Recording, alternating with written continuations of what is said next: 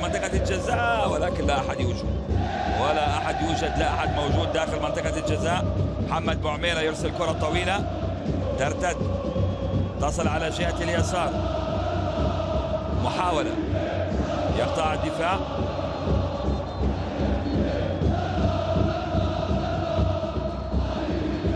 وكرة عرضية ولكن هناك صافرة.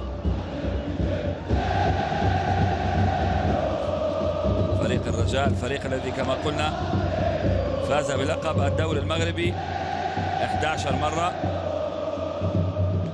ولكنه حقيقة أذهل الجميع وهو يفوز بالدوري المغربي 6 مرات متتالية، لم يفعل أحد غيره. من عام 96 حتى عام 2001 كسب الدوري المغربي 6 مرات متتالية، وفاز أيضا بالشامبيونز ليج الإفريقية 3 مرات.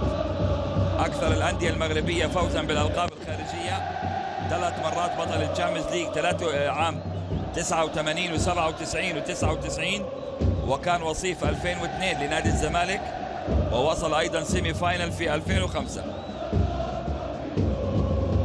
أيضا كأس الكؤوس الإفريقية آخر بطل فاز بها هو الرجاء 2003، وفاز بالسوبر الإفريقي 2000، وفاز بالأفرو آسيوي مرة واحدة، وفاز في العام الماضي بطولة شمال إفريقيا، وفاز 2006 بدوري أبطال العرب، وكان وصيف بطل العالم. ما شاء الله ما شاء الله على سجل خارجي رائع.